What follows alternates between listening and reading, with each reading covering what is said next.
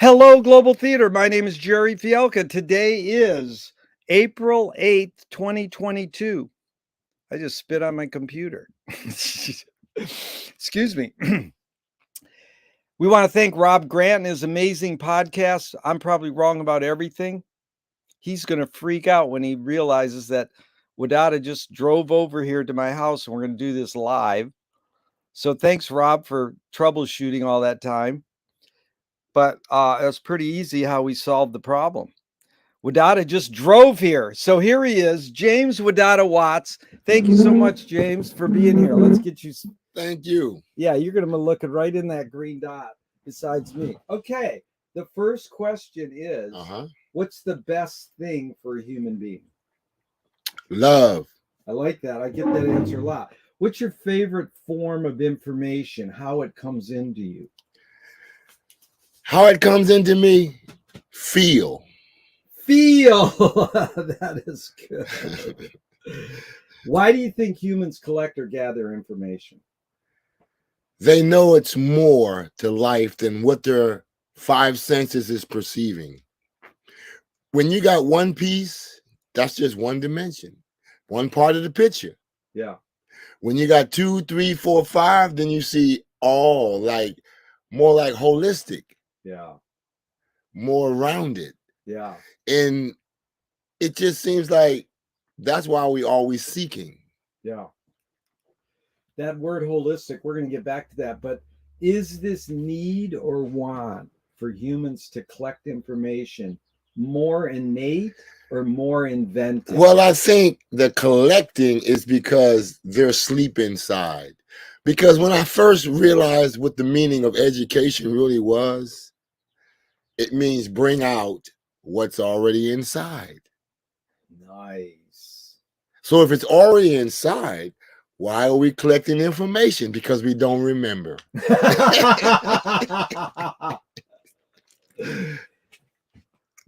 Let's make sure that's going. Okay, so do thoughts create emotions? Yeah. The mind and the body is one. Yeah. Yeah.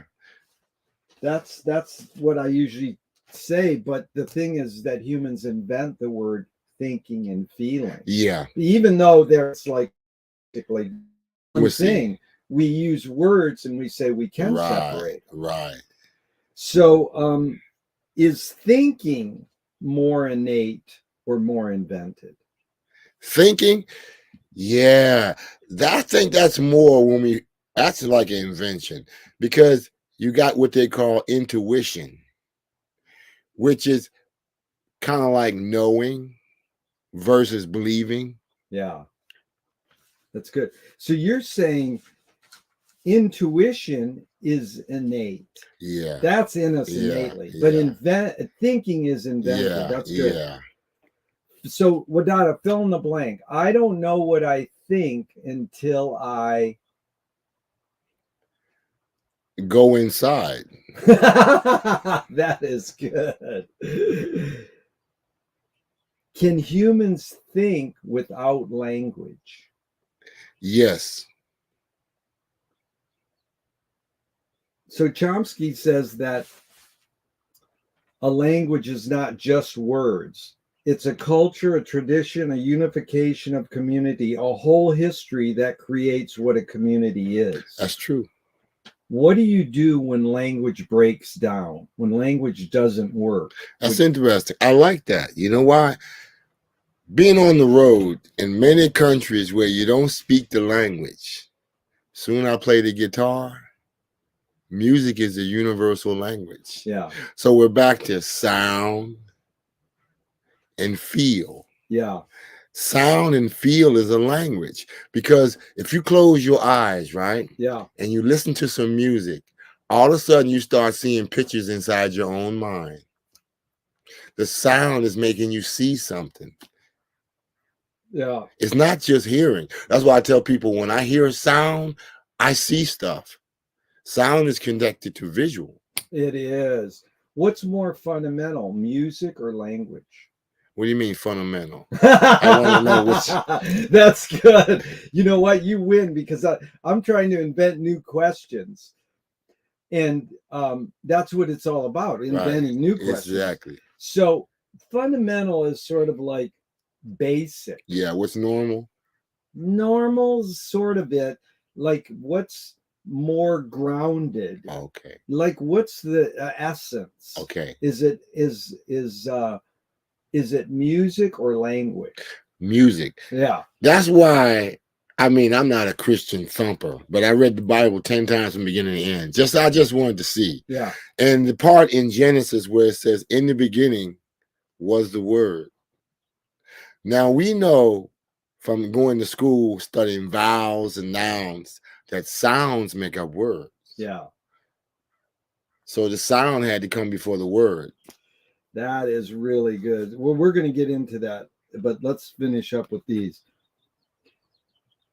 Your observations of humans, are they more thinking beings or more feeling beings? I know it's both and it depends, but what they're feeling, it's obvious it's feeling, because when you're a baby, I mean, they don't talk like us because they haven't developed, but they're communicating. They are. Yeah. Amazing. So Alan Turing asked 2 questions in 1950. Is thinking a function of the soul? Thinking? Let me ask you a question, too. They told me the soul is connected to the higher part of the being. Yeah.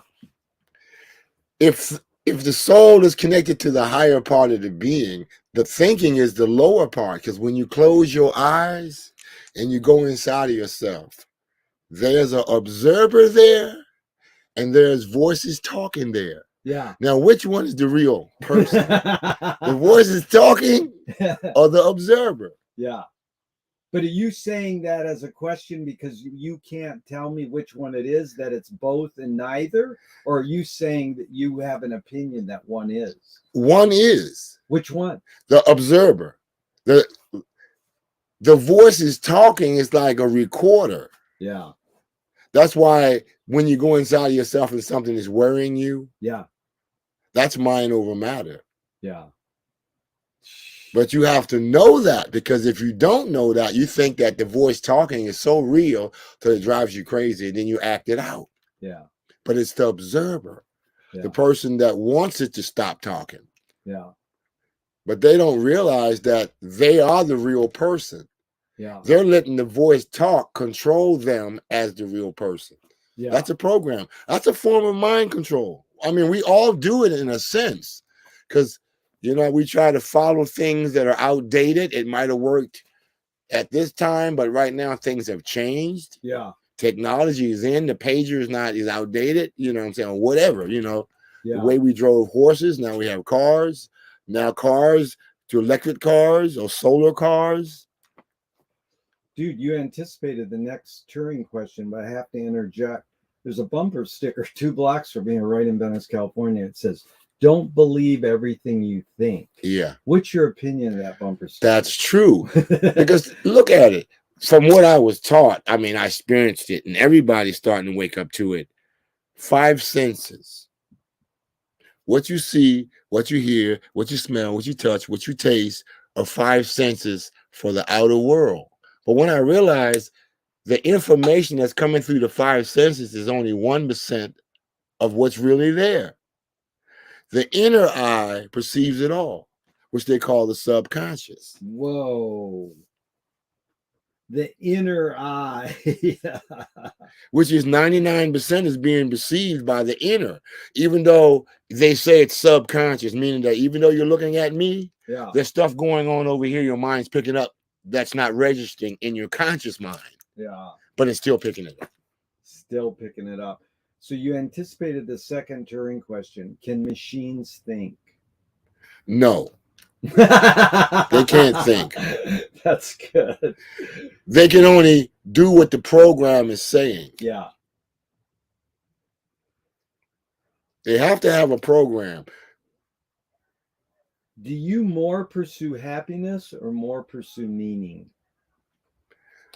Meaning is very important. Meaning is very important.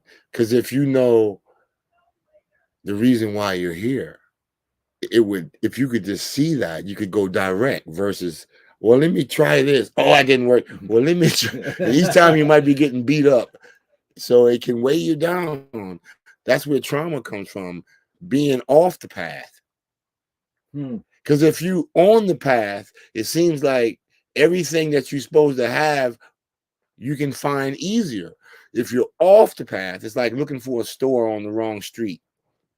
Yeah, that's a great joke. That the wino's looking for his keys on the street. Yeah.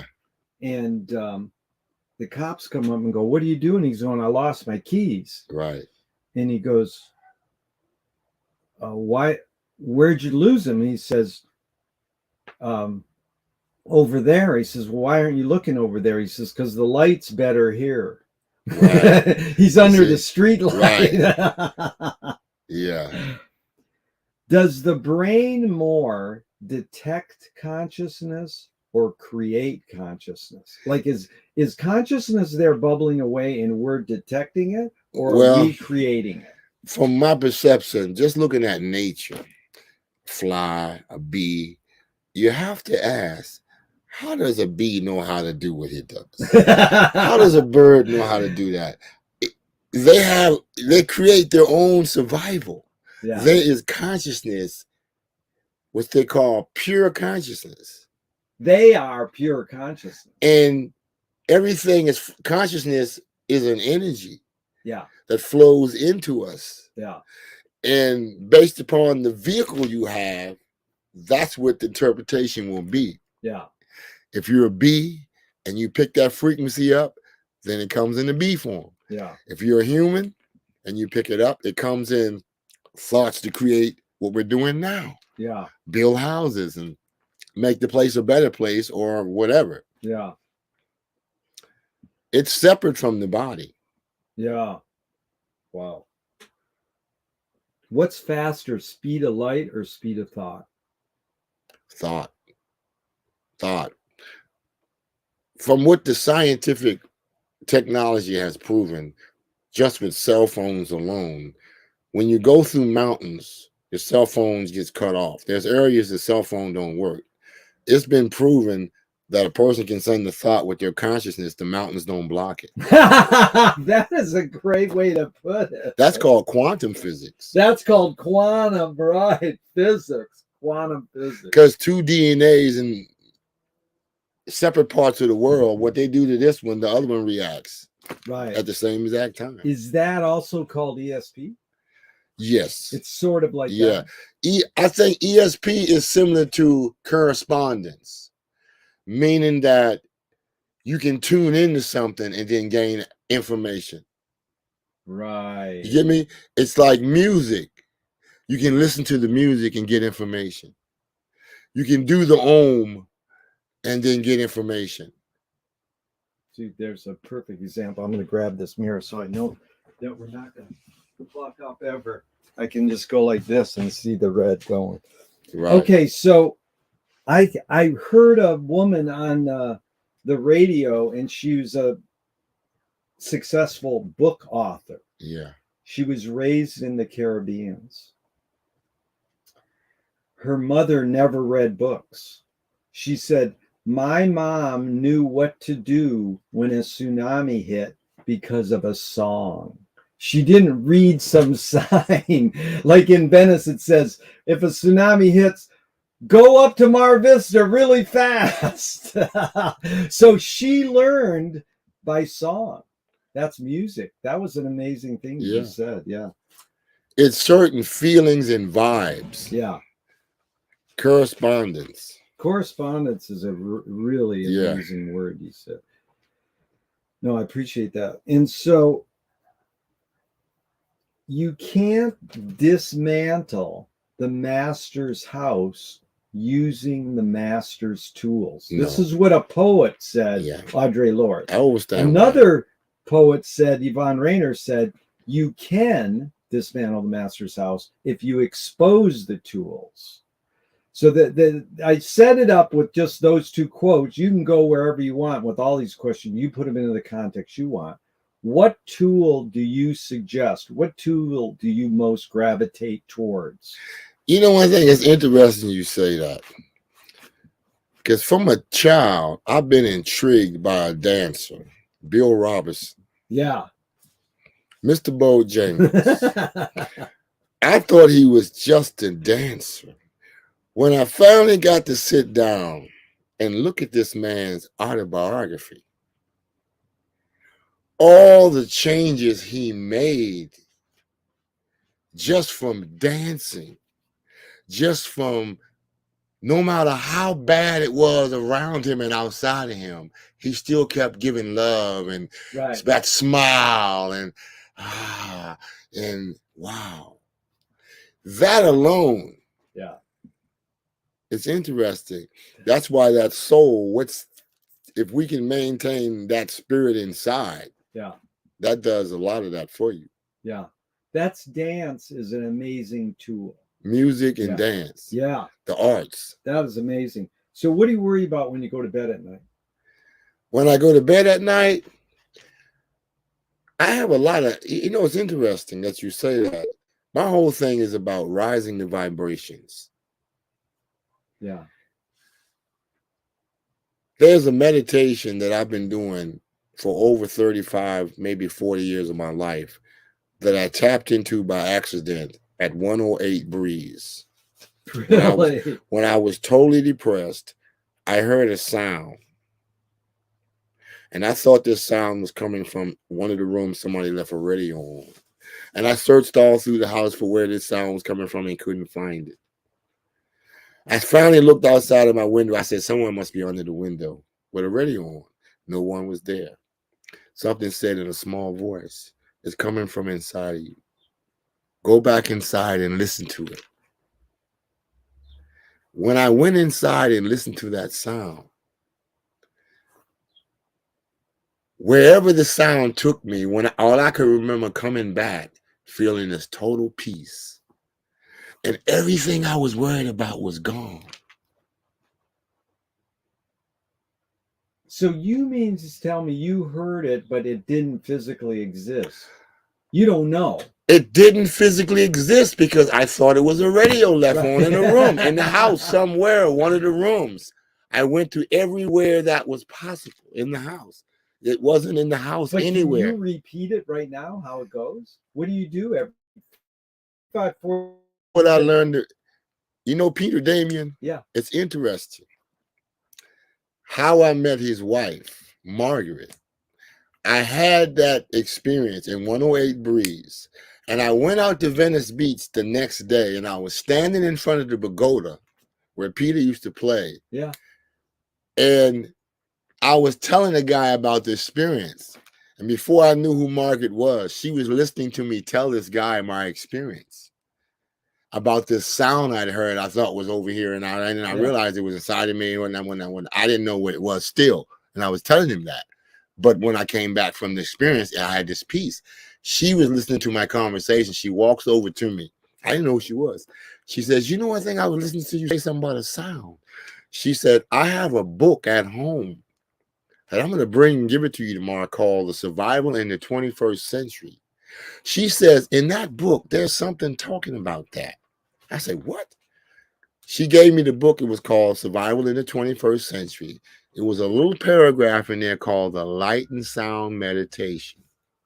It explained exactly what I heard. What I realized, it was called the sound of consciousness, the language of consciousness. And it has multiple sounds. Some people might hear it as a low hum. Yeah. Some people might hear it as what they call white noise. Right. Some people might hear it as a high-pitched flute. Yeah. Some people might hear it like running water, little bells. So then I realized through all my spirituals, from being a Buddhist and being all these different things, going to church, why do they ring the bell before the ceremony? Why do Buddhists have bells? What do these things represent? These sounds come from the sound current, which they call the language of consciousness. That is amazing. So you just enhance this sound I just when you go enhanced it. to bed at night, but is it only inside you, or is it coming I out? realized it's everywhere, It's everywhere. no matter where you go. Yeah. Whether you're going before you go to bed or you're just feeling it inside you. I got to the point of listening to it. It develops your perception of listening. Just like if you look at an empty wall, your eyesight keeps developing until it sees something. If it has to look through the wall or see the wall as energy. Right. Just like you're listening, your hearing perception, if there's no physical sound there, it starts to go until it tunes into what you call subtle sounds. That's good. And that's your inner ear versus your outer ear. So when you deal with that, you start hearing energy. That's the energy that you hear is the quantum field. Yeah. Which they call sound current. Sound current? Yeah. In India, they call it sound current or the ohm. The ohm is the sound current. Yeah. Wow, dude, that is amazing. So let's see. Marshall McLuhan learned from the poet Ezra Pound that everything humans invent have hidden. Everything human? Everything humans invent. Okay. You know, whether it's a cell phone or spoken word or a toothpick or a car, has hidden psychic effects that we don't pick up on so much. We embrace cars and they work for us, and then we don't understand really how they shape our behavior. Yeah. It's sort of like this is deep sea dive. Totally. So, I can bear witness to that. Yeah. And so Pound said what we can do is look to the artists, the poets, the musicians, everybody, the garbage man. We can look to people and they reveal the hidden psychic effects through their art. Yeah. But we still ignore that. So the question I asked you, and this is the question that hounded McLuhan, was why do we ignore the hidden psychic effects of our inventions, even though the artists are revealing them to us? Simply because they're not realizing that there's a world within first. That everything on the outside is reflecting something within. The idea of a car came from within you. Yeah. That's why they put on money, in God we trust. Money back what you buy, gold backs money, but what's hidden inside of you, what you produce out of you, backs it all. So where is God but in you? That is good. You mean in God we trust? That's why they put it on the money, because the true value of money is in you. We put the value in money. Dude, that's amazing, because McLuhan changed mid-career. The medium is the message to the user is the content. Yes. The user is the content. That's right. The money is it. That's also I've heard about drugs. That's like true. Every drug, cocaine, LSD, pot, whatever, is inhuman. Yeah. And you don't have to have the physical drug to get it out of you. You can actually get it out of you some other way. That's why I love meditation. Yeah. And inner thoughts. What the Kemetic or the Egyptian people called it the hieroglyphics. The first language is called a picture language. Yeah. It wasn't spoken. Yeah. Because words confuse what you already see. That's why people, they see something inside of their head and they try to find words to fit it, to express it to another person, to get them to feel exactly what they feel. Yeah. But the words are shadows of what you see, because what you see inside of yourself you're trying to express is a world of pictures. That is amazing. Words are shadows of what you see inside of yourself. You're trying to communicate it. Communication is you feel and see something inside of yourself that you want someone else to see and feel. So you try to find words, which is left brain. Yeah. And then the pictures is right Right brain, brain. because the right brain is where the intuition is coming from, Yeah. already knowing. So, do artists have moral obligation? That's interesting. Yes. Yeah. Yeah. Yeah. I think artists are really special in a way that they're the way they pick up and channel the creativity is a divine thing. It's closer to the real. The way you can just hear a song and something comes into your mind, channel it. Yeah. A picture is worth 1,000 words. Yeah. That's what I'm saying. It's a language. Yeah. When you look at a picture, it's worth 1,000 words. It's the Yeah. first language. Yes, because it triggers the inner world. Yeah. People are going into outer space to try to find God, but we're going into inner space. Right. It's funny. McLuhan called it the interior landscape. Yeah. You're talking Sun Ra here too, man. Which era? Sun Ra. Yeah, You know, Sun Ra knew it was inner and outer. Yes, Sun Ra. He Absolutely. was constantly. It's like a mosaic. Genius. Strip. Yeah. Genius. Yeah. He was a genius. Yes. Are you more afraid of new ideas or more afraid of old ideas? Old ideas. Old ideas keep you frozen. There was a saying in ancient Kemet, where there's no creativity, there is death. Yeah. Because everything moves. There's movement. There's cycles. And then there's octaves, meaning that do, re, mi, fa, sol, la, ti, it's over. Do, again, is octave higher, meaning it's modified.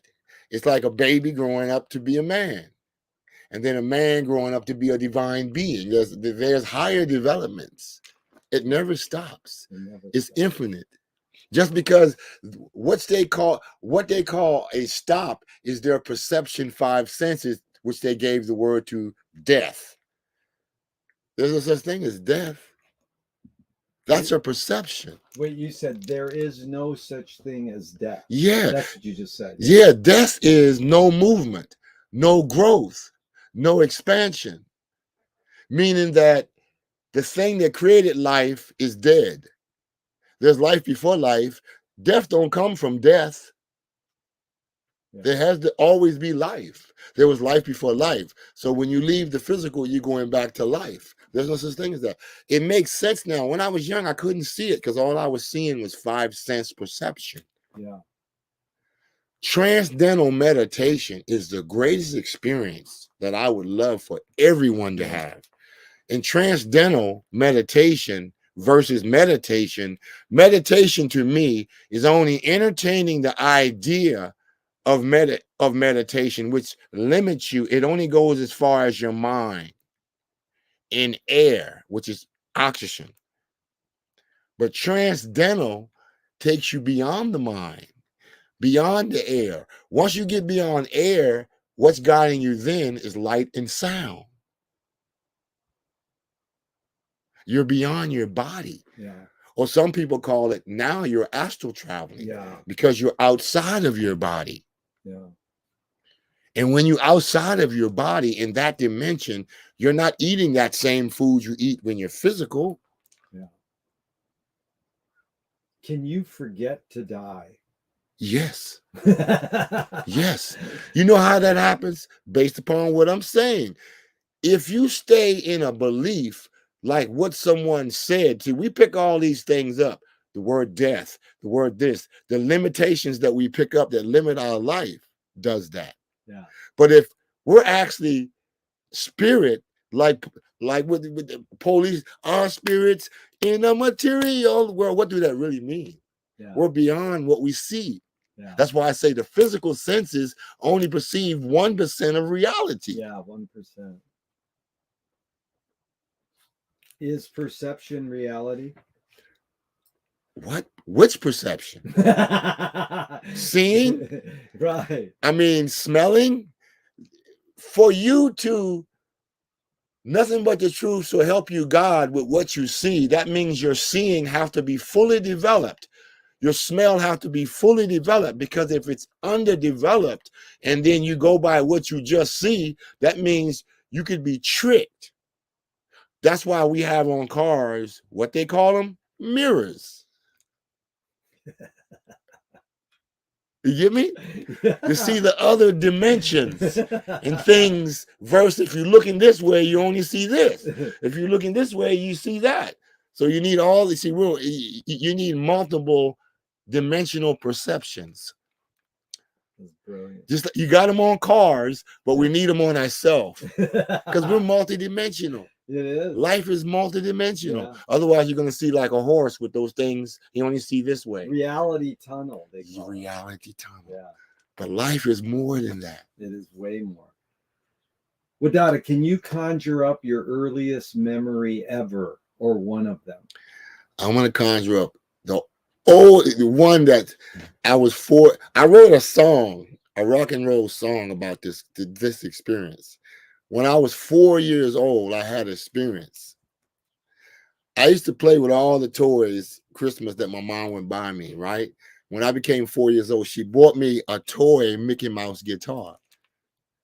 And all I remember was playing this Mickey Mouse guitar and winding it up and hitting these plastic strings and bugging my mom so much that she says, play with some of your other toys. To make a long story short, I'm still playing guitar. I knew at 4 years old that's what I was going to do, is all I'm saying in a nutshell. And I wrote a rock and roll song about that. What's it called? Rock and roll will never die. Great. And it starts out, when I was 4 years old, I had a vision of a rock and roll band. When I grew up, I moved to Los Angeles to fulfill the master plan. That's how it starts out. That's beautiful. You know, so, you know, yeah. Is memory more a curse or more a blessing? It depends on your perception of life. Because if all you remember is trauma and something that you perceive as negative, something you could perceive as negative could be positive. Because if it's teaching you something that can save you or save someone else up the road, it's like when I started studying with the indigenous people of America, like in Arizona, they were teaching me about the powwow, the road that you're on. You could, the spirit, the things that you do here and the point that you perceive where you are is preparing you for something up the road. It could be something that appears in the moment as negative. But what don't kill you do what? Make you stronger. And that could appear to be negative. But if it's making you stronger to do better, it's positive. Yeah. But it's a perception again. Yeah. And I learned that through what went on, what they call slavery in the country. Yeah. I used to tell people, they say, well, what do you think about slavery? I said, I realized that slavery was yoga. I said, what do you mean slavery was yoga? I said, that's it. What do you threw me off? What do you mean? How could slavery be yoga? Yeah. Well, when I started studying all the tests that the masters had went through to gain all these powers, then I realized, my God, they went through all these struggles just to learn this greatness.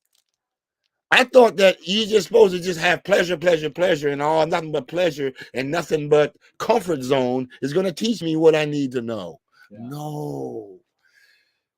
When you do, to gain big muscles, your muscles get sore before you gain the muscles. So that's showing me right there. Yeah. We call that, how do you turn a breakdown into a breakthrough? Wow. How do you turn a rejection into a redirection? Oh, that's wisdom. That's like gold. Yeah. Gold is made by going through fire. Purification. When you go through purification. What comes out of purification is gold. Yeah. Wadada, tell me someone, just briefly, within your immediate family who had an impact on you, was sort of like a role model. And what specifically was that influence? My grandmother. What'd you get from her? The lady she raised. She taught me love beyond words. She taught me love beyond words, which they call, there's a word for that type of love, which is unconditional love. Yeah. Because what I thought love was based upon, if you do something for me, then I love you. If you be nice to me, I love you. That's conditions. Yeah. But there's something beyond that. Yeah. You see what I'm saying? Yeah. She didn't judge. She used to tell my mom, you can't beat a child for everything they do wrong. And that stuck with me. Wow. So you have to learn to have what they call insight. Yeah. Tell me the same question outside your immediate family, someone who had a big impact on you, a role model. A big impact on me, a role model. Like outside your immediate family, Wow. and what, just briefly, what specifically was that impact? You know, one thing, what I realized, James Brown. I gotta say James Brown. That is a great one. And simply because I had a realization one day about this man. I said, now, they're calling this guy James Brown the Godfather of soul. Yeah. Now, do you know what the word Godfather means? How do you become the Godfather of soul when you didn't create soul? Think about that. That's deep. You have to be deep to become the king of soul, and you didn't create soul.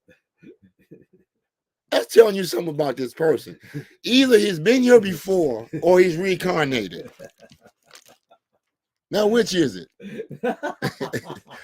Because so we've talked about James Brown before. We could go so many directions, but many directions. My favorite is this is Peter Case, a white dude, put in his newsletter 35 years ago. He put a James Brown quote, and it said, "I've got a move that tells me what to do." Yeah. I says, just isolate that. Right. People don't think of James Brown as a lyricist. Right. They think of him as the Godfather of soul, as a dancer, as a, and all these things.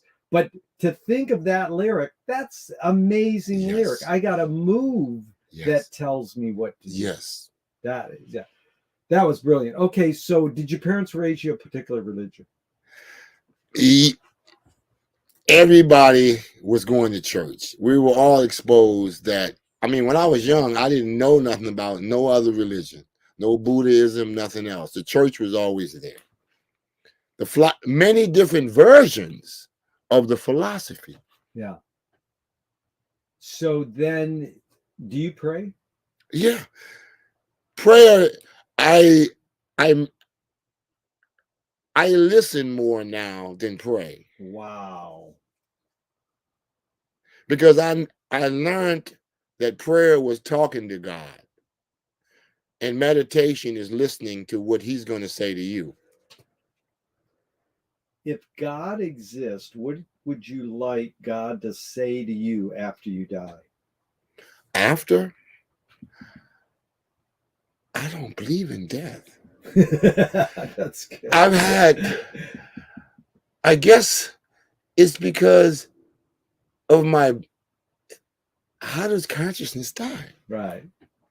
And what is really you, the body or the consciousness that is awake?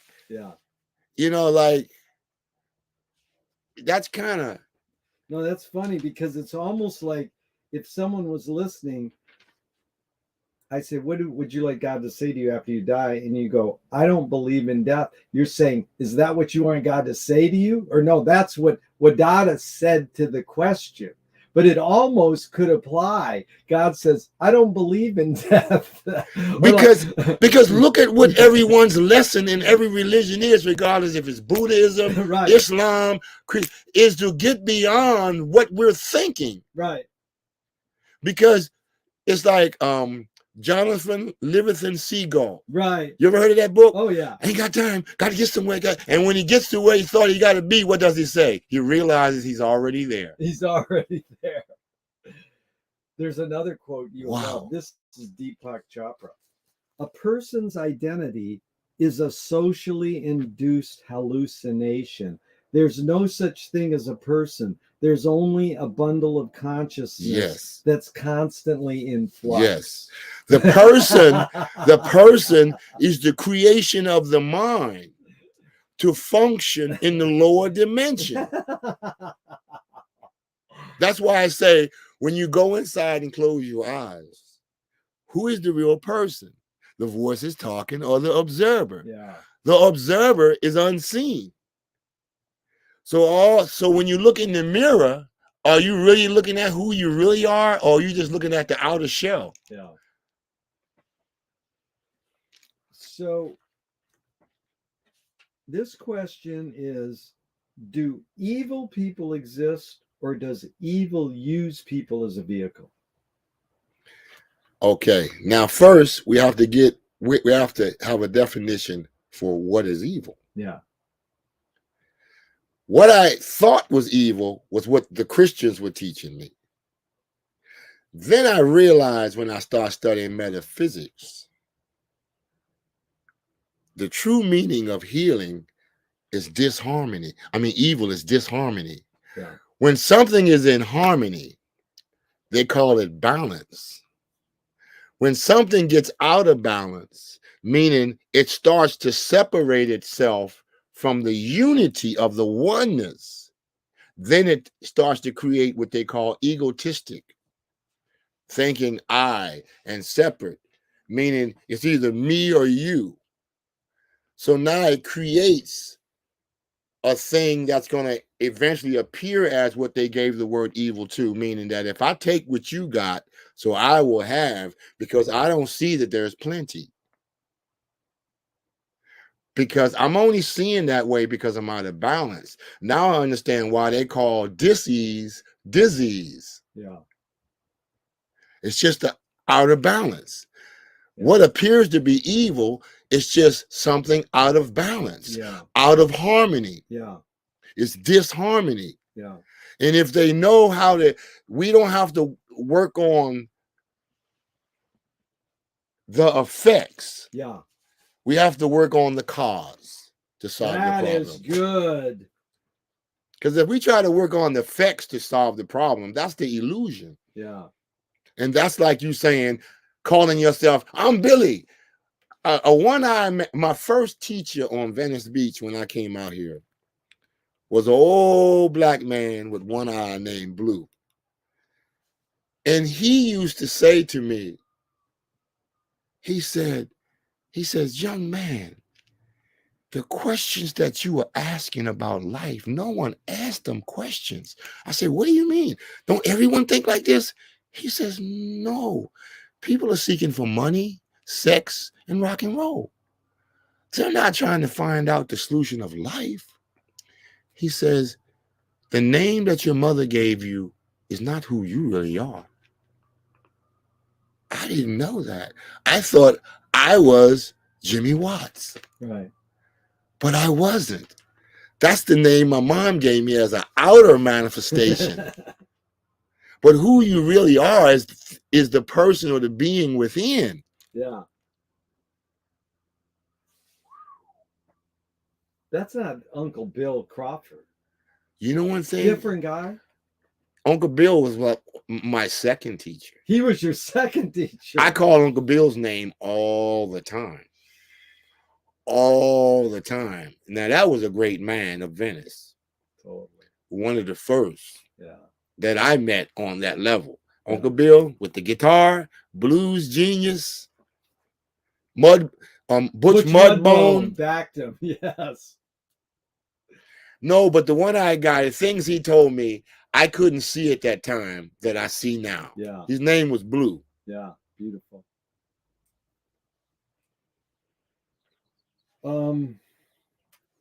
How do you advise someone to deal with an enemy, Wadada? I'm going to set it up with a few modern that's thinkers' deep. thoughts. Oh, I love that. Couple people. Alan Watts says, if you acknowledge your enemy, you empower them. Coppola stole from the mob and the samurai, keep your friends close and your enemies closer.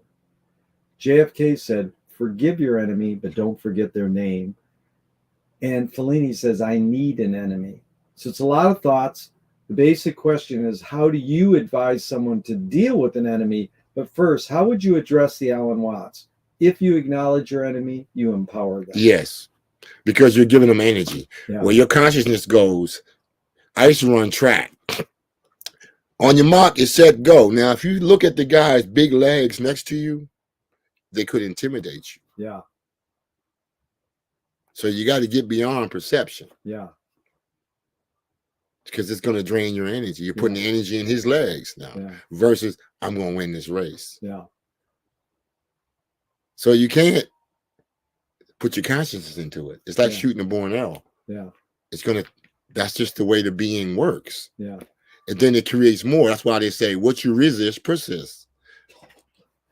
Dude, you have ESP. That's one of my questions. I like what John F. Kennedy said. That's closer to what I'm going to say. Forgive your enemy, but don't forget their name? Yeah, that's closer to what I'm going to say based upon my experience. I remember meeting a lady young when I was young, a girl, and she fell in love with me, and we was together, but she had but she was with another guy before she met me. He was super jealous of her and possessive of her to where everywhere he seen her, he would always want her back or whatever, try to force her into his van and whatever. So he found out I was with her, and he was so angry at me that he would stalk me with a gun. And everybody in that area where I grew up knew I played bass guitar, and people used to call me the ace on the bass. Yeah. And one day, I told everybody I was going back to California. This is when I was 26, and I was going to play my music. This guy that was always stalking me over a girl that he was madly in love with came to my house, my grandmother's house. I opened the door. It was a chain on it. I opened the door on a crack, and it was him. I had been reading a little part in the Bible that was a little. He who walks upright with the Most High will have his enemies at peace with him.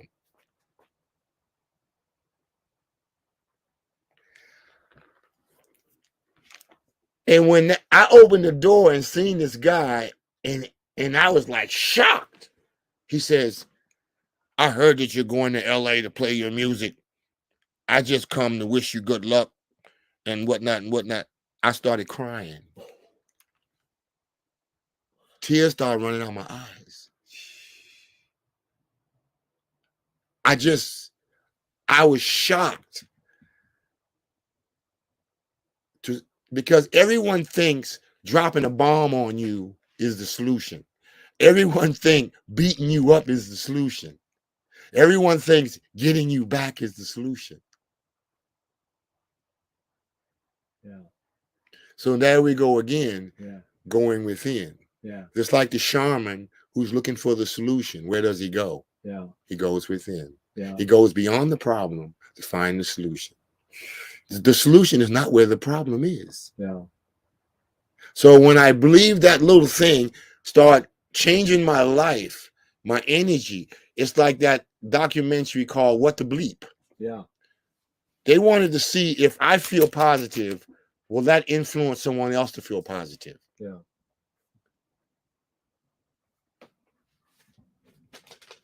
But as an optimist, where is your optimism based out of? Is it the way your parents raised you, your environment, or on your own? What's more? I mean, I know it's My all. personal experience. How did you become an And both, optimist? and Yeah. both, because the people who raised me was mainly older people.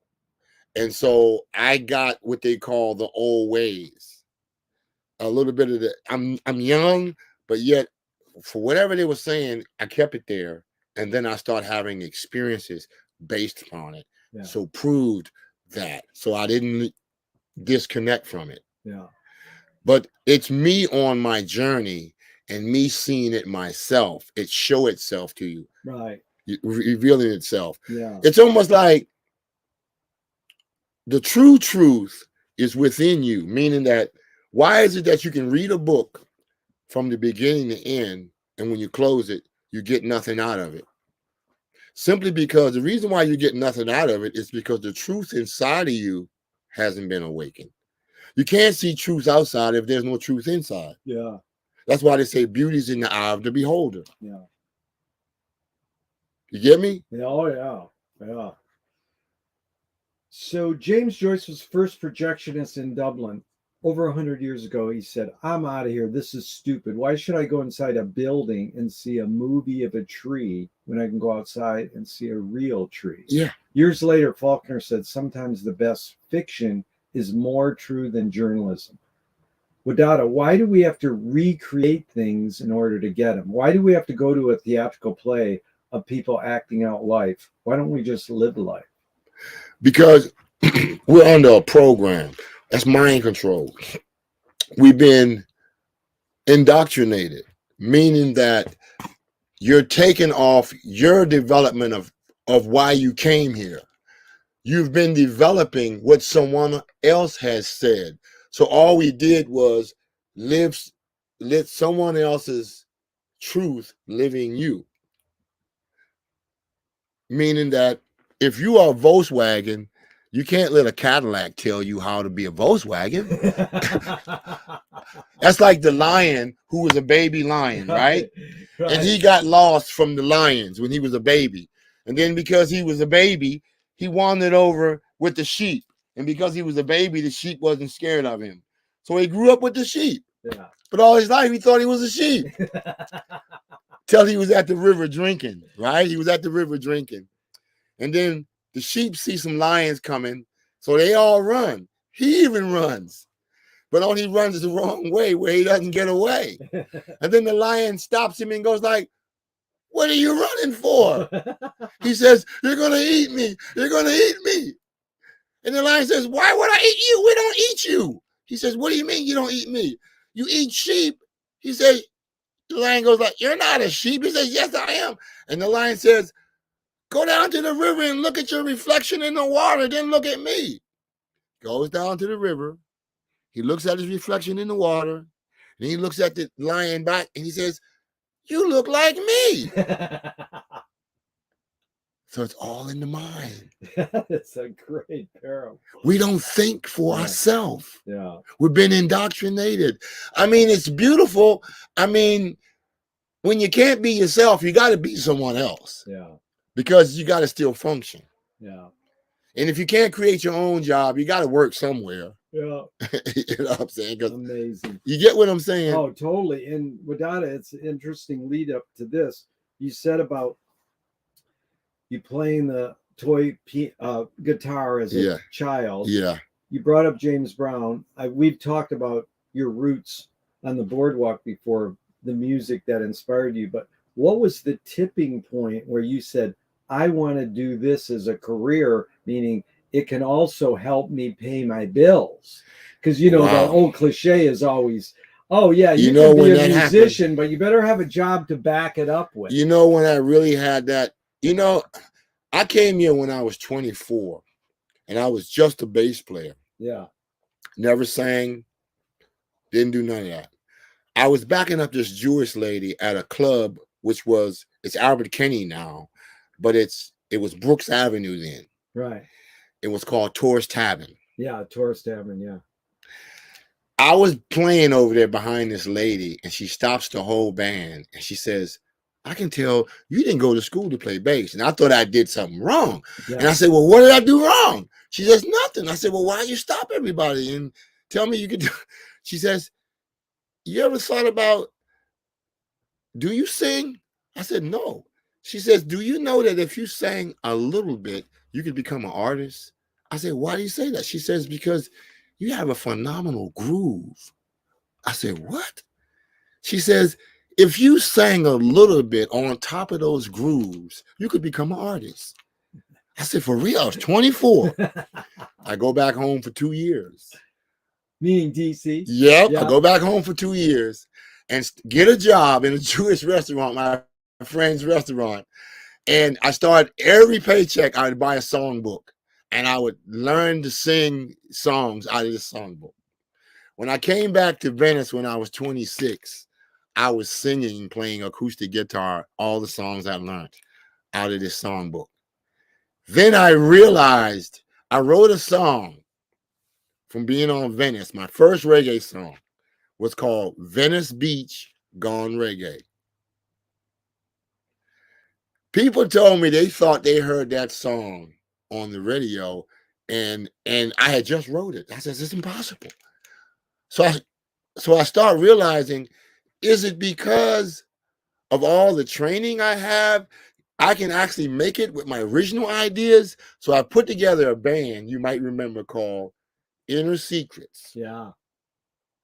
And I started writing all these songs. And the Inner Secrets was basically all my original music, except for maybe one song, which was Bob Marley, Get Up, Stand Up. Yeah. We beat out the Battle of the Reggae Bands in LA for a tour to go to Switzerland, France, and Italy from LA. They chose us as to go on their tour. And I realized that it was my original music. I had never flown on an airplane in my life. Yeah. Played jazz, played blues, played funk, played all this American music and never had to get on an airplane. When I started playing my original music is when I realized the music that of my life, basically, of who you really are. Yeah. Self-realization, self-preservation. I realized by playing my own ideas, I could travel around the world. Yeah. That I could actually make it on that. Yeah. Because it seemed like more people responded to my original music than the covers. Oh, yeah. Like what you're asking me right now is life questions. Yeah. About the personal, how I'm perceiving it. Yeah. Well, that's the thing. You never fought any of my questions. You understand what I'm after. Yeah. To go a little deeper, not just say. But I'm curious because your lyrical content. You mentioned James Brown. You mentioned Bob Marley. Did you grow up reading poetry and other lyricists? No. How did you come? I never listened to lyrics.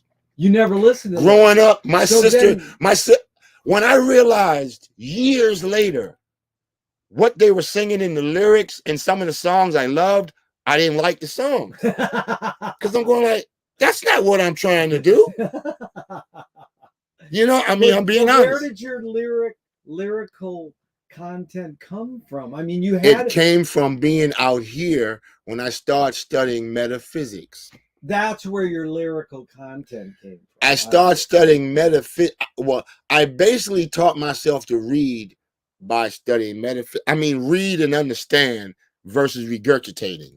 But who's some of the metaphysical authors? Oh, man. Who some of them I didn't even care what the titles was. I used to go to the Bodhi tree and just for years just pick up a book and open it. I got you. Yeah. Max Freedom Long, and I mean many. No, I got you. You just got into a certain genre of literature. Just because I was living in the streets, yeah. I wanted to get out of the streets, and it seems like the bookstores were the only places I could go and sit and drink tea. Yeah. And so I ended up having a dictionary and going to these bookstores, reading. And then I realized that everything I felt, from a child, I didn't understand. I remember this burning house one time burning this baby up that I used to babysit. The house caught on fire, and this baby I used to babysit was in the house. The mother left something burning or whatever. And I remember standing there thinking that I imagined I could hear the baby crying. I was 9 years old, and the house burned all the way down and burnt the baby up. And I had a vision. I don't know why I thought this, that I was supposed to have the power to have gone in that fire when no firemen could do it and save the child. And I never understood what that thought really was. What was it telling me? What was it saying about who am I? I'm saying, that's crazy. How could I have went in the fire and saved a baby in a building burning like that? So all my life, I've been having experiences that would be considered like metaphysical, meaning that what they call as supernatural. Yeah. Yeah, it's almost a presage. And there's something deeper than I never understood why I had a feeling. I would be in a lecture or something, and all of a sudden I would raise my hand and ask a question, and the guy would say, well, you can't save the world. And I would go like, I wasn't saying I was trying to save the world. What did I say wrong? It just seemed like I always felt like I was supposed to help people somehow. But where'd you get that? From the way your parents raised you or on your own? It just felt like it was just a feeling in me. I considered myself a bad boy among bad boys, right? And then I noticed that when they wanted to go even badder, I would go like, nah, I don't want to do that. Then I started noticing that I had a cutoff limit. Yeah. That there's things I'm not going to do that. And then I realized I'm different. Well, what is this different that I'm feeling that I can't even identify with? Yeah. That I noticed as a child. Yeah. Then I start reading all those metaphysical books on sages and people who come to this world who are born to make this place a better place. Then I realized I was more than just a musician. Yeah.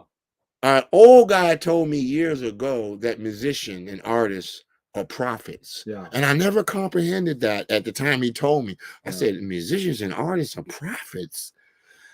I realized after coming here studying metaphysics and quantum physics why he said that to me. Yeah. Because those particular people tap into dimensions of information that is beyond perception. Yeah. And when I started studying, what is a Messiah? What is a Buddhist? What are these, what they call a sage? They're tapping into dimensions where art comes from, where music and sound come from, which they call the music of the spheres. Yes.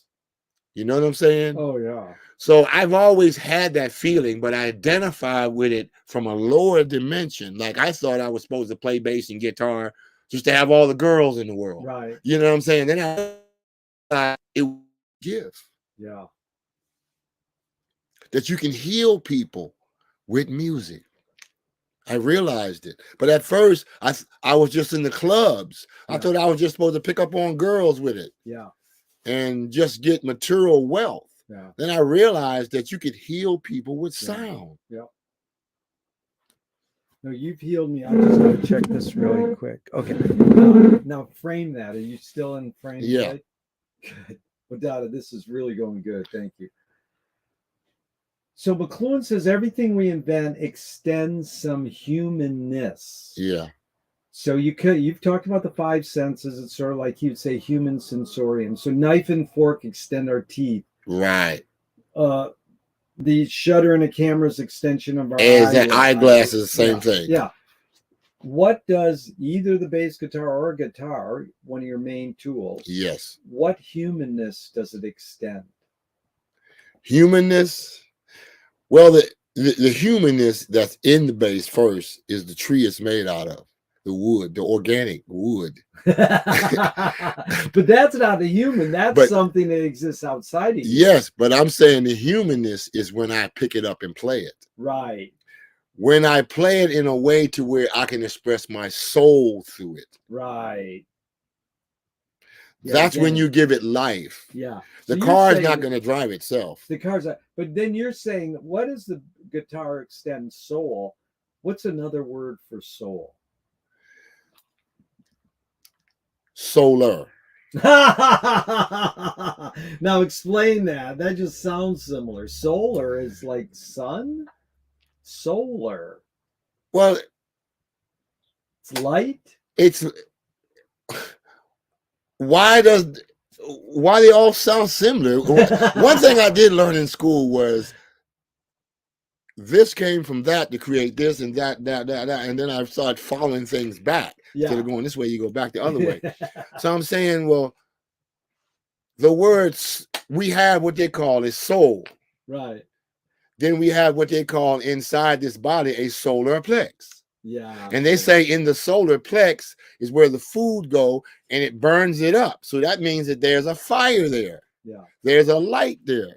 And then when you look up in the sky, there is a sun there. Yeah. It's pretty heavy. Really good. Okay, so Aaron Copeland says the 4 elements or ingredients of music are melody, harmony, rhythm, and tone color. Yeah. So we know melody, we know what harmony is, we know what rhythm pretty much. How do you explain what tone color is in layperson's terms? Okay. Tone coloring. Let me give you an example. If I was to go and take my fingernails and scrape them on a blackboard, and when people go, ah, it makes you scrunch. You can take that same, if you add a little bass to it, what they call low end, it's going to make it not so tinny and rigid. It smooths it out. It smooths it out. What they call texture and color is the same thing. Beautiful. Dave Liebman says the 3 tenets of music are head, heart, and hand. You know, Eddie LaGrossa said the same thing. 3 tenets of music are. When you say tenet, what do you mean? Tenet, part. The 3 major ingredients. Okay. Like if you're going to boil down music to 3 things, Eddie says it well too. He says technique, theory, and taste. Okay. So technique is you can know this key, this song's in the key G. Okay, no, excuse me, that's theory. Theory is this song is in the key G.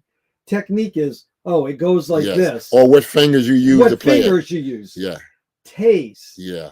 How does one acquire taste in music? Taste comes from you knowing not to overplay. When they say you're playing too much, too busy, if you're too busy in something that's like a country song, boom, boom, boom, boom, boom, boom. If you get in the way, you're going to block where the other instruments are going to be. Yeah. So the boom, boom, it's tasty. You're allowing it to breathe. You're allowing space. Sometimes it's not where you play, it's where you don't play. That's totally Miles Davis. Thelonious Monk said, there is no wrong notes. Any comment?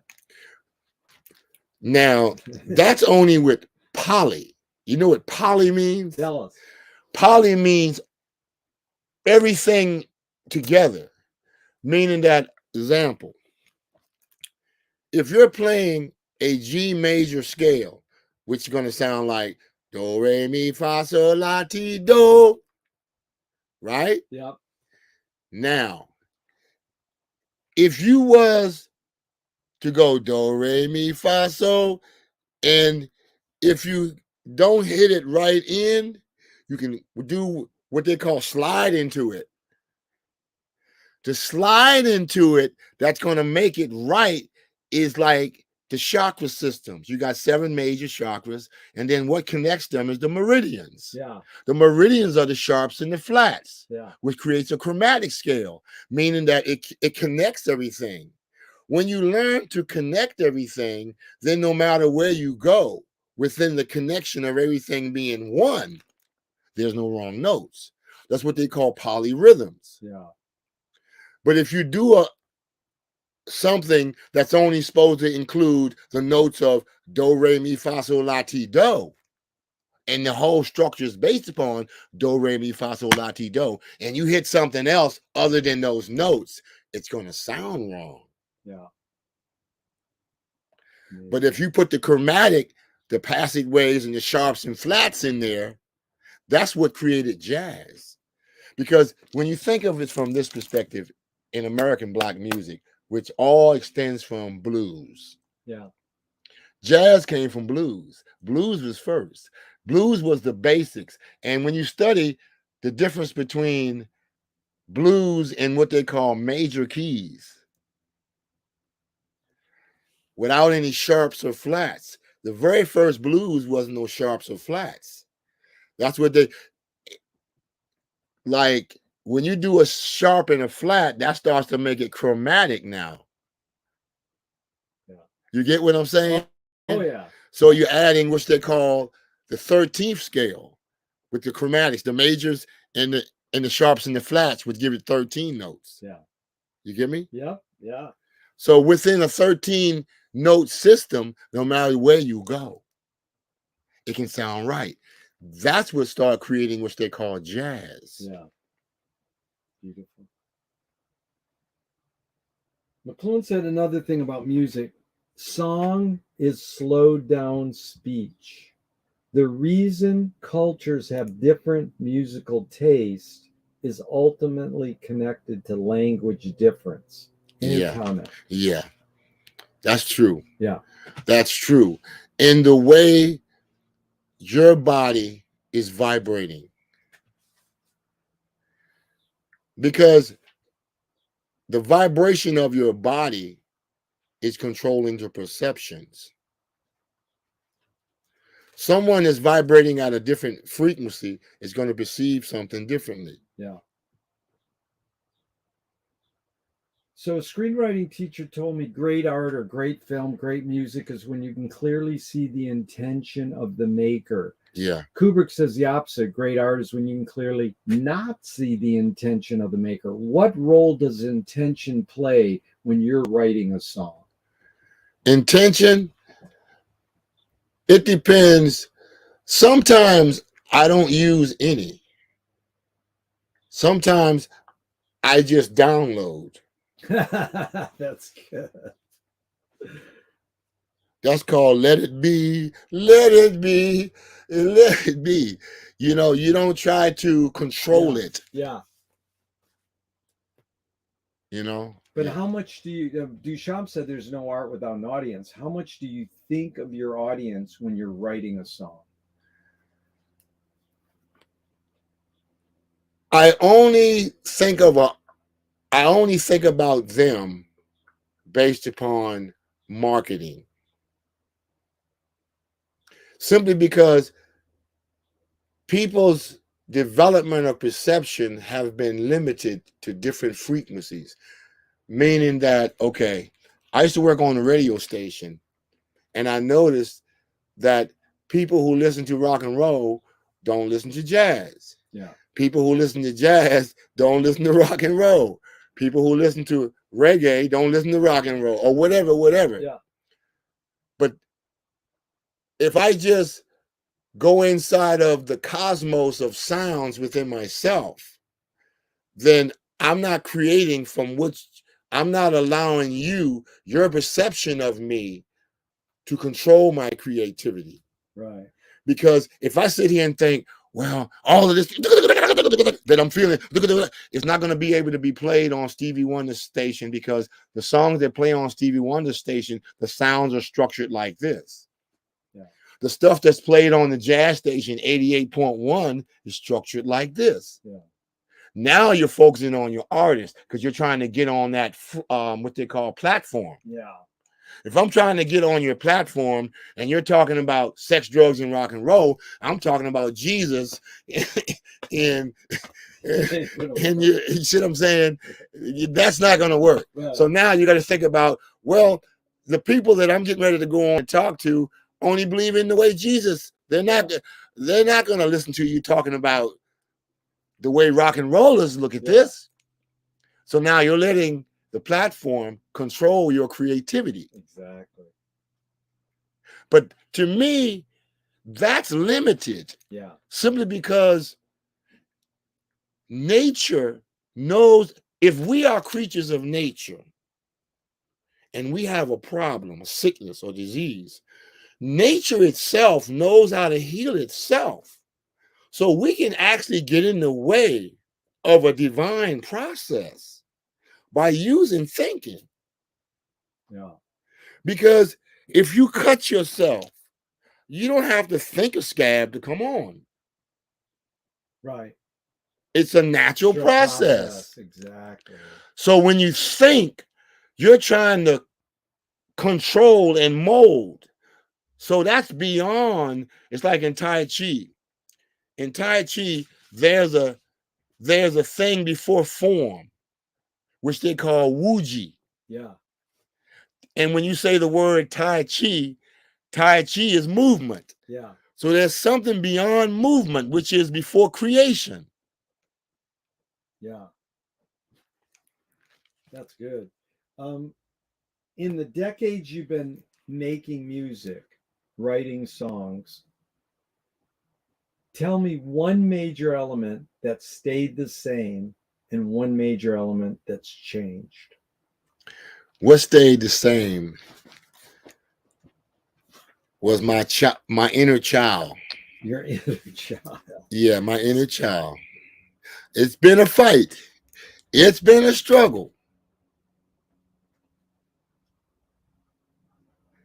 The love for music. The love for music. What's changed? What's changed is the way I see life. Wow. What I thought was truth, and my truth shall help you, God, was only where my development was. I remember walking up Venice Beach, being totally depressed, and finding some books that was thrown out under the pagoda. And I picked up this one book. This was 40 some years ago. And on the out cover, it said the word consciousness. Well, at that time, I didn't know what consciousness was. So I turned to the next page and it said, if you change what you think, you can change your surroundings. And something inside clicked. And I said, what is this? Nothing outside changed, but I feel different. Yeah. Something inside changed. Then as I learned more what consciousness was, that's what it was. What's more important, conviction or compromise? Wow, that's deep. That's deep. Compromise is very important. My grandmother used to say to me, she said, being right is not enough. I said, what do you mean? How could something be more important than being right? She says, I know you're right. You know you're right. You're right. But you're in an argument with your friends. Now, how do you harmonize the situation? Yeah. Wow. Being right is not harmonizing the situation. Right. If God knows you're right, I know you're right, you know you're right, now you got to harmonize the situation. So you have to learn to balance something. You got to make them feel good just like you feel good. Yeah.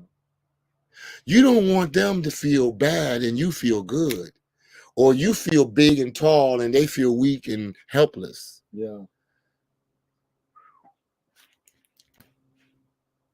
Lewis Carroll says, I believe as many as 6 impossible things before breakfast.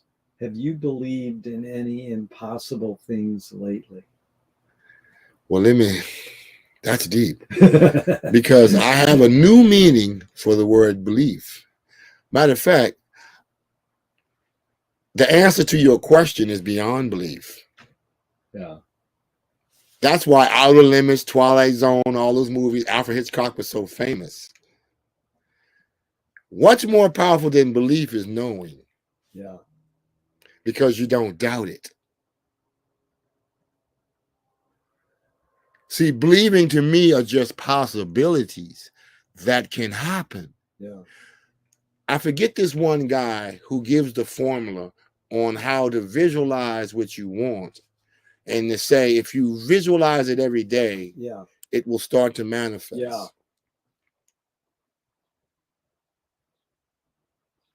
Yeah. Well, that's back to like power of positive thinking. But positive thinking is beyond belief. Yeah, right. It goes into, if you start out believing because you're trying it, but when you start to see results, it makes a knower out of you. So you don't believe. One guy said the best belief is no belief, because he says most people who have a belief, when it's time to change, they stay stuck. They stuck totally. And believe has the word lie in the middle of it. Yeah. But there's one filmmaker, Louis Buñuel, said, "I'm for anyone who seeks the truth, but I part ways when they claim they found it." Now that sounds good. Most people go, "That I agree with that," but most people want to seek the truth. And it's sort of like the cliche that the journey is more important than the destination. Why do we have to name a destination or seek a destination if the journey's more important? That's because they're not one with everything. Right. You're separate. That's like the guy. It's like they had us in school dissecting frogs to try to find out like evolution. You're trying to find out the truth about something within by cutting it up on the outside. Yeah. And that's like you're separating yourself. There's no harmony. See, that's the problem of the world. Yeah. There's no oneness. Yeah. You get me? Oh yeah. Once that happens, we're in an age which they call the Aquarius age, where that is starting to happen more. But it's happening from the quantum field level. Yeah. That's why at first they thought, like, you look at something solid and you don't see nothing moving. Yeah. But then when you look through the new breakthrough technologies, you can see energies, things moving. But you think it's solid. Yeah.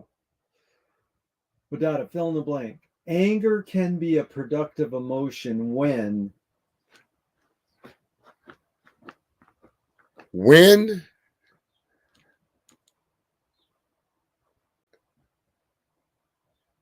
without reaction.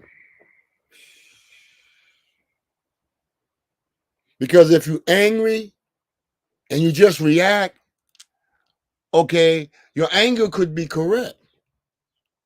But if you react too quick,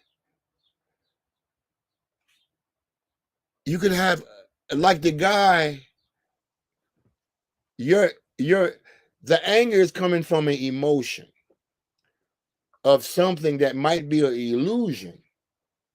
Like the two guys on the canoe going down the river.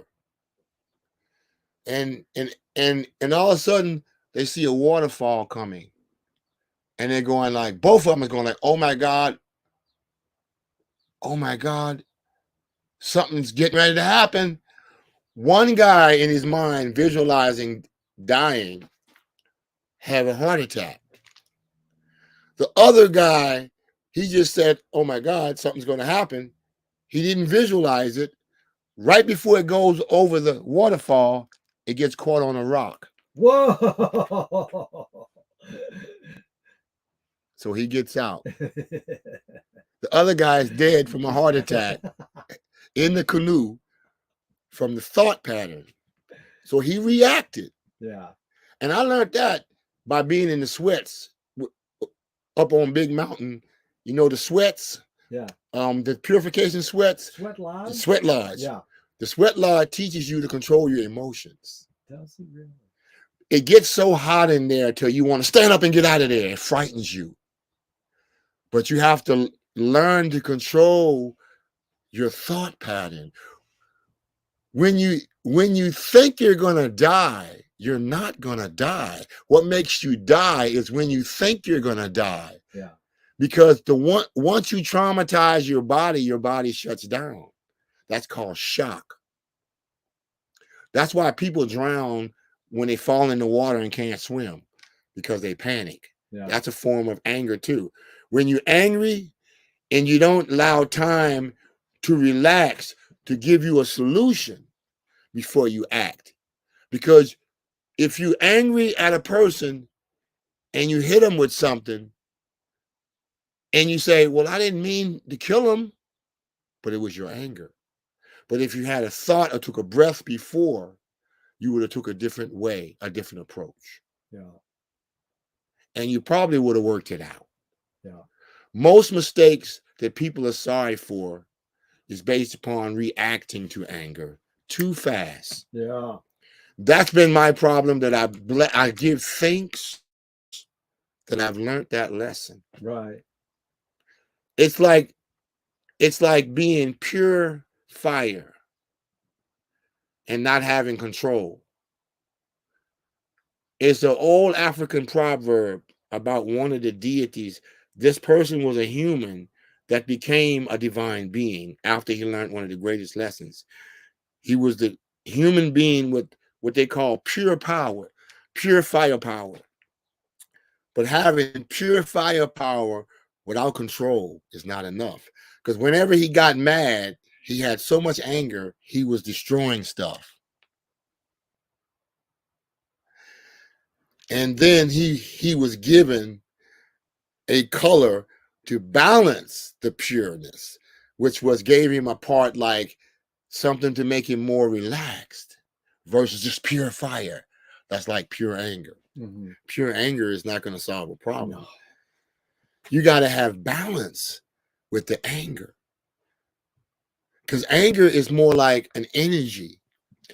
Emotion only means energy in motion. Yeah. So if energy is used out of the wrong balance, it becomes to work against you. But because all it is energy in motion. But energy in motion without a purpose and a destiny could destroy. A reason why can destroy. Like fire can burn you and kill you, or it can cook your food. A person can take a gun and kill a rabbit and feed the whole village, or he can take that same gun and hurt someone, which is happening right now. Yeah. But it's based upon anger and the balance of anger, because I think anger is a natural thing. Yeah. But when it's out of balance, meaning that anger by itself is one-sided. Yeah. It has to be a yin and a yang. And there's a circle around it, which gives it a trinity, which is the balance. Yeah. The two on this side and in the middle path. Yeah. When I asked this question previous for years, it was, can anger be a productive emotion? Yes. And George Clinton said, all emotions can be productive and non-productive. See that? And you sussed that out really well. So Utah Phillips says, anarchy is making rules for yourself and not other people. Who's entitled to make the rules?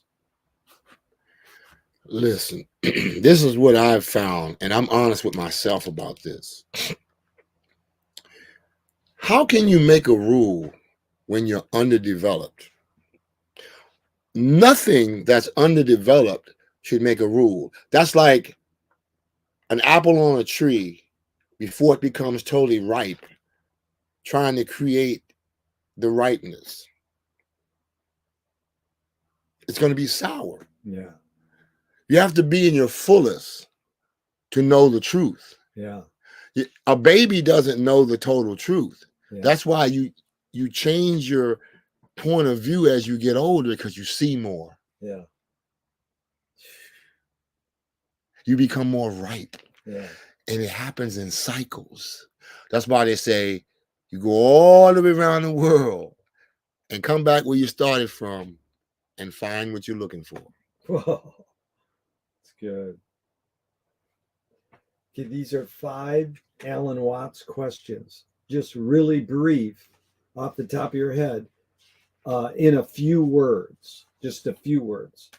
Who started it all? Consciousness. Who? Yeah, that was good. You say who? Yeah, who? Well, who is a person now? Because when I say who, that's No, like an owl says who. was- I always used to say, when person say who, I always say, well, there's no owl in here. His name is not Owl. Owl. I say who. So, no, but I like that. Who started all consciousness? But go ahead. You want to know? Yeah, because consciousness, there has to be a container to become a who. Yeah. Or what. So we know that, consciousness, that has to be some type of consciousness. Good. Are we going to make it? Yes. Where do we put it? Where do we put what? You're answering a question with a question. You win. That's what this is all about. You put the context, what you want to say it is. Where do we put it? You decide what it is. If you're in a conversation, you have to put it in perspective to get an understanding. If you're on a journey, you have to do the same thing in your seeing. If you're in an outer creation, you have to things in your house, things in your car, things in your world to organize something, or within. It depends on which world you're dealing with it in. If you're dealing with within yourself, you have to go within. That's why they say you go within to go without. That's good. I would say, where do we put it? Within. Who's cleaning it up? Who's cleaning it up? You should be cleaning it up. We should be cleaning it. That's what I told my brother. My brother, I told him on the phone the other day, I said, do not think that your sickness came from something you didn't do. Because people think that a little ghost came in the bedroom and caused it. But if we did it, we can undo it. That's good. So everything starts with you. Self-realization leads to self-preservation. Beautiful. The last Alan Watts question. Is it serious? Yes and no. Yeah. It's serious when you're out of harmony with the universe. Yeah. When you're out of harmony with nature, it's serious, meaning that, okay, people are sick and we're looking for medicine. But the rainforest with all the medicine in it is burning because no one cares. They're cutting down all the trees because no one cares. We're polluting the air. I remember when I was a kid, I never imagined this. If I had have, I'm supposed to be a billionaire right now sitting in this chair. I never imagined I would ever buy water. Right. When I was a child. Right. I never imagined I would ever have to buy air. Clean air. People are buying it. They're walking around with tanks. Yeah. Air, dirt, and also soil. Yes. Like how can you sell dirt? Because they have put it natural resources based upon the question you asked him. Yeah. Yeah. Well, look at Wadada. We have about we're closing out now. This has really been fun. I really appreciate this. It's been truly enlightening. So just a couple more. How do you find peace of mind? How do I find peace of mind? Transcendental. I have learned that what's causing my not peace of mind is what I think reality is. It's traumatizing me. Yeah. And when that is shut off, you automatically go straight to peace. Peace of mind is a natural thing. Yeah. We block the peace of mind by our focus. Like if I was to start to worry about my bills, oh, I forgot to pay this, or whoa, this, that, or whoa, this. Yeah. That's a perception of the mind now. Yeah. If you were walking down the street today and you met yourself as a 12-year-old, what would you say to your 12-year-old self?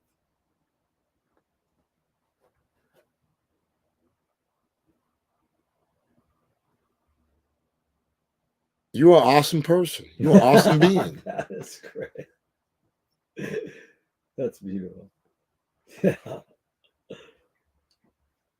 Tell me something good you never had and you never want. So it's good, you never had it, but you never want it. all the power in the universe. Especially where I'm at. I'm not fully developed. So I don't want to do the wrong thing.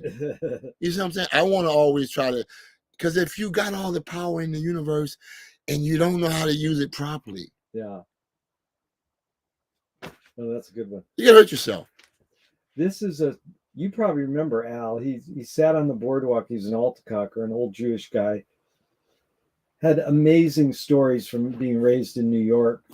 And it's sort of like the Damon Runyon of Venice. He taught me this question. If you were in a vat of vomit up to your neck and someone threw a bag of shit at your face, what would you do? A bag of shit in your face? Yeah. You're in a vat of vomit up to your neck and someone throws a bag of shit at your face. What would you do? If you're in where you're trapped in there? Because if you're trapped in there, all you could do is to know, okay, if it's not going to kill you, you can get out of it. You can survive it. I mean, there are people that survived life things that made them feel like that. Right. You know? Dude, you understood Al's question. A lot of people hate the question. They hate me asking it.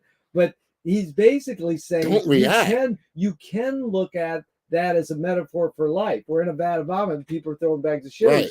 But can you get through it? Can Yes. you survive? Yes. That was beautiful. If you don't panic. If you don't panic, exactly. In fact, a woman on the boardwalk answered it this way, which evoked Edgar Allan Poe's short story called Descent in the Maelstrom, where the sailor's boat gets smushed by the wave and the whirlpools, whooshing him down to his death. And all he does is study the patterns of the broken boat parts in the whirlpool and uses himself to swish himself out of dying. That's deep. And she said, I'd take the velocity of the bag of shit and whoosh my way out of the vat of vomit. Yeah. I says, that's it. Yeah. That makes a lot of sense. That's like being in a riptide. Which way do you swim? You work with it. Yeah. That's jujitsu and judo. Yeah. Judo. Yeah. Okay, just a couple more and we're out of here. Thank you so much. It's been fun. Thornton Wilder said in 1928, art is confession. Art is the secret told. But art is not only the desire to tell one's secret, it's the desire to tell it and hide it at the same time. You've laid your cards on the table for 90 minutes.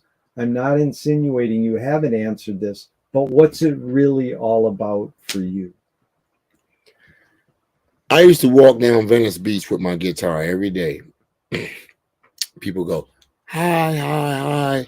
Play me this song, play me that song, hi, hi, hi. One day I walked down the boardwalk without my guitar.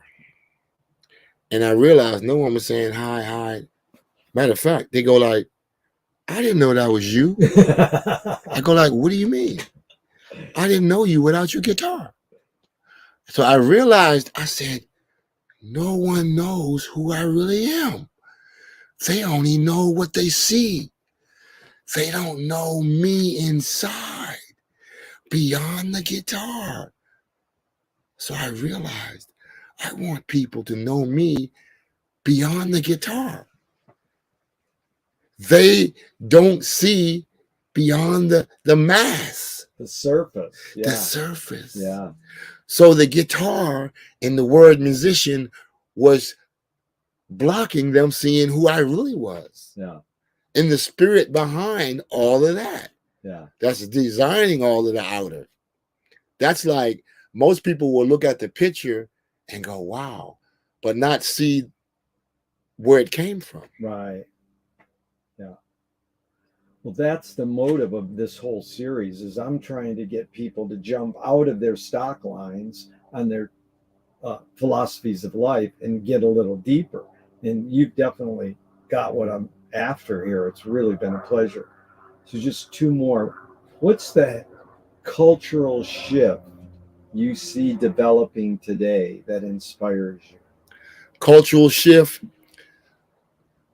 It's coming from the way young people are seeing.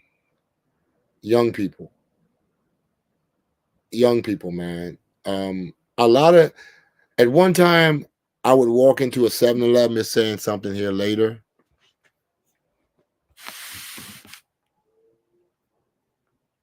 Later.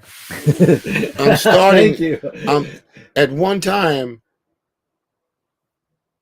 the young and the old were so far apart. There was no bridge. Yeah. There was no respect. They had lost that connection. I'm starting to see and feel and experience the bridges between the young kids and the older people. Yeah. Culturally, it ain't just black, it ain't just white, it ain't just Chinese, it ain't just Latino. I go into 7-Eleven and a young kid will open the door for me. I'm going like, wow. Not like it used to be, go in before me and the door slams in my face. Yeah. Wow. And it's not just black people just being nice to me. It's other cultures letting me out when I can't get out, when the traffic is going, when I think no one's going to let me get out. Yeah. You see what I'm saying? Yeah. I'm seeing people's hearts change based upon struggle. Yeah. Like what just happened with the corona. Yeah. It wasn't one culture. It wasn't this fat people or tall people or short people or this and that. It happened to everybody. Yeah. Yeah. And it appeared to be something, but really, it's actually bringing us closer together. Yeah. Because it's waking up the faculties in us why Moses wrote 10 commandments. Why would a man write 10 commandments of something we should already know naturally? That is such a good point. Now I know not to beat a child to make him do right. Yeah. We have to awaken the faculty in the child that does right. And then it does right without you abusing it, just naturally. Well, it reminds me of when they wanted to say all cops should have cameras on. Right. Now, to me, that's like the guy can simply just angle the camera this way or say the camera. Don't we want to raise people to treat each other humanely, because that's the humane thing to do, not because the camera's watching them? Yes. So it's happening already. I mean, some people don't have the eyes to see it, no matter how subtle. You have to have subtle perceptions to see it. Example, at one time, the other day, officers pull up beside me. And at one time, they would be harsh to me. They pull up beside me and they say, and they look at me, they say nothing harshly. They go like, "Oh, gee, are you lost?" I go like, that's a polite thing to say to me. You know? Right. I mean, they made me feel so at peace. Yeah. I mean, if they're watching this, they don't even know this. But that itself is a cultural bridge, because all the negative stigma that's been put out there about police officers, it's made us separate and think there could be no good cops. There could be no one who cares. Cops don't have a heart. Cops don't have a soul. But they do have a heart. They do have a soul. They do get touched. They have compassion. And I've experienced it. That's amazing, because that's what Lenny Bruce said. You can call cops three things: cops, pigs, or peace officers. Why don't you just call them peace officers? Because we become what we behold. Yeah. So, it's like I don't hate, but I rather people say propagate peace than stop war. Why even use the word war? Why say, the other one is kill your TV? I don't want to use the word kill. That's a programming. That's like not the right word. That's a programming. Yeah, that's a programming. Yeah. You have to change it. If you want to change outside, the world only reflects what's going on inside of us. If there's no peace inside, there's no peace outside. You can't keep screaming at the screen in the movie, trying to change it back there in the projector room. It's also Frank Zappa singing, "You gotta love the cops as they beat the shit out of you on the street." That's a heavy statement. There's some satire in there, but it's true. What can you do but love your enemy? What can you do but not propagate hate? Because hate, what does hate do in the long run? And one person, an activist in Venice, said to me recently, which was healthy for me to hear, she goes, hate can do a lot. It can motivate me. It's like, well, maybe I'm being too Pollyanna or if you have a yoga perspective, yeah, that's when that happens. Yeah. That's why I say slavery was yoga. Yeah. That's because I had an enlightenment. Yeah. When the sage is buried in the ground alive, it's a horrible thing. Yeah. But when they bring him out of that buried afterwards, he have developed high perception of powers, which they call magic and supernatural. Yeah. Well, let's go back to something you brought up. I'd love to close out with these last two, but this one is Moshe Feldenkrais works with healing and movement. He says it's literally possible to identify a weakness and incorporate it to become a strength rather than we're taught to overcome a weakness. Tell me a weakness you turned into a strength. A weakness I turned into a strength. Yeah. My diet. And what did you do? I comprehended. All I did was read. And I would always go in the store and never read nothing. Right. What was in the ingredients. Right. I would just let my taste buds smell lead me. Yeah. Most people that are sick because of their diet is letting their taste buds and their sense lead them. Right. Thinking that they're eating real food when it's not real food. That's right. Our mind and our senses are being tricked by artificial things. When did you turn around on health? When I started, how many years ago? Oh, it's been a while. I wasn't a vegetarian. I was living in my van on Navy Street in that parking lot before that apartment complex was built. And I woke up one morning and I was having fallout, dizzy spells. And I started going to doctors. They couldn't find out what was wrong with me. I wasn't a vegetarian. I had never fasted in my life. I didn't eat. I heard a voice inside of me say, don't eat no more food. Don't take no more medicine. Don't eat for 3 days. Just drink water and use quartz crystals. I did that for 3 days, laying on my back. It says, don't do nothing but lay on your back. And just go to the bathroom. Don't talk to nobody for 3 days. Just stay focused. I did that. I had never fasted in my life. Wow. I didn't know what I was doing. I didn't have no spiritual teacher. I just did it based upon a voice in my head. And people were telling me I was crazy. And that I was going to die from not listening to the doctors. But they couldn't find out what was wrong with me. The third day of doing that process, the fourth day came, I got up and I walked for 1 hour. Nothing happened. Nothing happened. All the way up to right now, it went away. I still wasn't a vegetarian then, but I realized that it was something I was doing. Yeah. It was in the food that was causing the problem. That's good. So it woke my consciousness up to monitoring what I put in my mouth.